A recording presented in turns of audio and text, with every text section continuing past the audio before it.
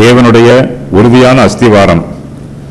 ஆகிலும் தேவனுடைய உறுதியான அஸ்திவாரம் நிலைத்திருக்கிறது. கர்த்தர் தம்முடையவர்களை அறிவார் என்பதும், கிறிஸ்துவின் நாமத்தை சொல்லுகிற எவனும் அநியாயத்தை விட்டு விலகக் கடவன் என்பதும் அதற்கு முத்திரையாயிருக்கிறது. ஒரு பெரிய வீட்டிலே பொன்னும் வெள்ளியுமான பாத்திரங்களும் அல்லாமல் மரமும் மண்ணுமான பாத்திரங்களும் உண்டு. அவைகளில் சில கனத்திற்கும் சில கனவீனத்திற்கும் ஆனவைகள். ஆகையால் ஒருவன் இவைகளை விட்டு தன்னை சுத்திகரித்துக் கொண்டால் அவன் பரிசுத்தமாக்கப்பட்டதும் எஜமானுக்கு உபயோகமானதும் எந்த நற்கிரியைக்கும் ஆயத்தமாக்கப்பட்டதுமான கனத்துக்குரிய பாத்திரமாயிருப்பான். தேவனை விசுவாசிக்காதவர்களுக்கு அவருடைய வாக்குத்தத்தம் பலிக்காது. ஆனாலும் அவிசுவாசிகளினால் தேவனுடைய வாக்குத்தத்தத்தை அவமாக்க முடியாது. தேவனுடைய உறுதியான அஸ்திவாரம் நிலைத்திருக்கிறது. அவருடைய வாக்குத்தத்தமும் நிலைத்திருக்கிறது. தீர்க்கதரிசிகள், அப்போஸ்தலர்கள் ஆகியோரின் உபதேசங்களும் நிலைத்திருக்கிறது. பழைய ஏற்பாட்டு உபதேசங்களும் புதிய ஏற்பாட்டு உபதேசங்களும் என்றும் நிலைத்திருக்கிறது. வானமும் பூமியும் அழிந்து போனாலும் கர்த்தருடைய வார்த்தை ஒருபோதும் அழிந்து போகாது. அது என்றும் நிலைத்திருக்கிறது. கர்த்தருடைய வார்த்தை இருபுறமும் கருக்குள்ள பட்டயம். தேவனுடைய சத்தியத்தில் 2 விதமான முத்திரைகள் போடப்பட்டிருக்கிறது. ஒரு முத்திரை நம்முடைய ஆறுதலை உறுதி பண்ணுகிறது. மற்றொரு முத்திரை நம்முடைய கடமையை தெளிவுபடுத்துகிறது. கர்த்தர் தம்முடையவர்களை அறிவார் என்பது நமக்கு ஆறுதலான சத்தியம். அவர் ஒருபோதும் நம்மை கைவிட்டு விடுவதில்லை. தேவனுடைய உறுதியான அஸ்திவாரத்தில் இது ஒரு முத்திரையாக இருக்கிறது. கிறிஸ்துவின் நாமத்தை சொல்லுகிற எவனும் அநியாயத்தை விட்டு விலக வேண்டும். இது மற்றொரு முத்திரை.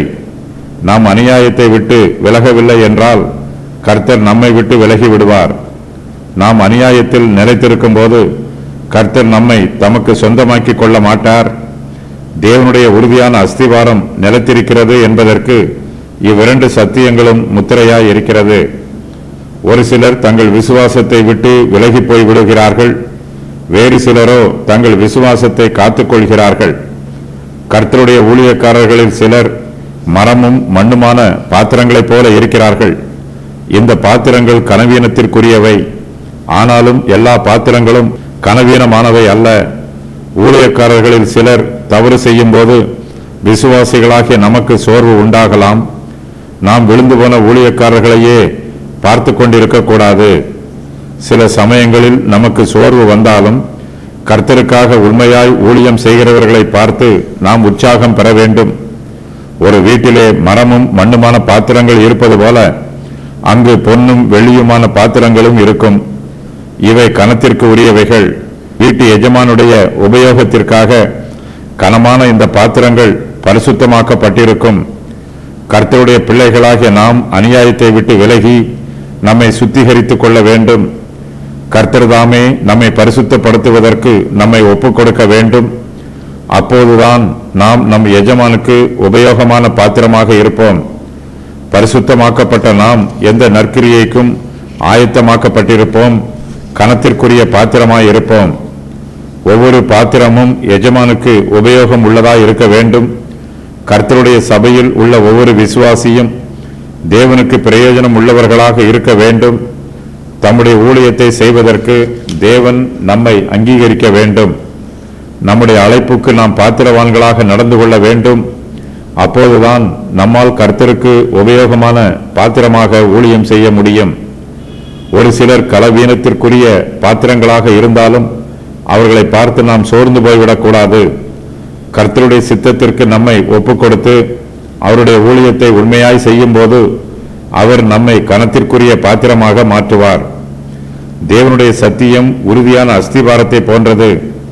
எத்தனை பேர் விசுவாசத்தை விட்டு வழிவிலகி போனாலும் தேவனுடைய சத்தியம் மாறாதது.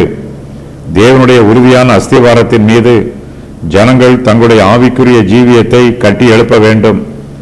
தாங்கள் எவ்வாறு கட்டுகிறார்கள் என்னும் அடிப்படையில் ஒவ்வொருவரும் நியாயம் தீர்க்கப்படுவார்கள். சுத்திகரித்துக் கொள்ள வேண்டிய காரியங்கள்: பிழைப்பு கடுத்த அலுவல்கள், பின்மாற்றங்கள், அவிசுவாசம், விசுவாசத்தை அளிக்கும் கள்ள உபதேசங்கள், சீர்கேடான வீண் பேச்சுக்கள், விசுவாசத்தை கவிழ்த்து போடும் கள்ள போதகர்கள், எல்லா அநியாயங்கள், சுத்திகரித்துக் கொள்ளுவதனால் உண்டாகும் ஆசீர்வாதங்கள், கனத்துக்குரிய பாத்திரம், பரிசுத்தமாக்கப்படுதல், எஜமானுக்கு உபயோகமான பாத்திரம், எந்த நற்கிரியைக்கும் ஆயத்தமாக்கப்பட்ட பாத்திரம்,